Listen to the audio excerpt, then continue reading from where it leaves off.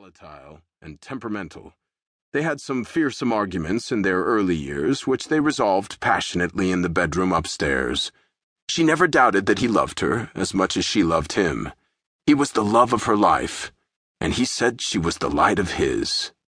As Lorenzo got older, he got more cantankerous and argued often with his friends, particularly if he thought they were selling out to the commercial world and sacrificing their talent for money. He was just as happy giving away his work as selling it. He was hostile and suspicious when a young art dealer came to meet him from Paris. He came to Saint-Paul-de-Vence several times before Lorenzo would agree to see him. Gabriel Ferrand had seen some of Lorenzo's work and recognized genius when he saw it. He begged Lorenzo to let him represent him at his gallery in Paris, and Lorenzo refused. Some of his friends tried to convince him otherwise, since Ferrand had an excellent reputation, but Lorenzo said he had no interest in being represented by some money-hungry crook of an art dealer in Paris.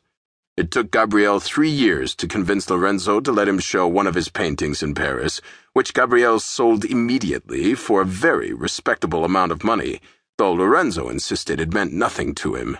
It was Mélis who finally reasoned with Lorenzo to let Gabriel represent him, which proved increasingly lucrative, while Lorenzo continued to call him a crook, much to Gabriel's amusement. He had come to love the inordinately difficult genius he had discovered. Most of Gabriel's communication with Lorenzo went through Mélis, and they became fast friends, conspiring with each other for Lorenzo's benefit. By the time Mélis had been with him for 10 years, and Lorenzo turned 70, he had a very decent amount of money in the bank, which he claimed he didn't want to know about. He insisted that he had no desire to prostitute his art or be corrupted by Gabriel's venal intentions, and he let Mélis and Gabriel handle his money. He wasn't rich by any means, but he was no longer dirt poor. Nothing changed in their life, so as not to upset Lorenzo, and Mélis continued working as a waitress several times a week and posing for him. He had declined to have a show of his work at Gabriel's gallery in Paris, so Gabriel sold his work individually as soon as buyers saw it. And at times, Lorenzo wouldn't send him anything at all. It always depended on his mood, and he enjoyed his love-hate relationship with the young gallerist from Paris, whose only interest was in helping him achieve the recognition he deserved for his enormous talent. Mélis did her best to smooth the rocky road between them, without upsetting Lorenzo unduly. Most of the time, Lorenzo gave his paintings to Mélis, who had a huge collection of his work by then, but refused to sell any of the paintings he had given her, out of sentiment.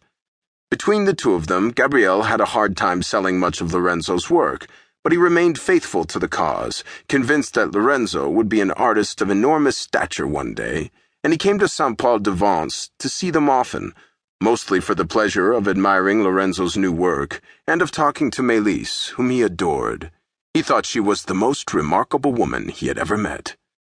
Gabriel had a wife and daughter in Paris, but he lost his wife to cancer after he had known Lorenzo for 5 years. After that, he brought his little girl, Marie-Claude, with him to Saint-Paul-de-Vence occasionally, and Mélis would play with her while the two men talked. She felt sorry for her with no mother. She was a sweet, sunny child, and Gabriel obviously loved her deeply and appeared to be a good father. He took her everywhere with him, to visit artists in their studios and when he traveled, and she was a bright little girl.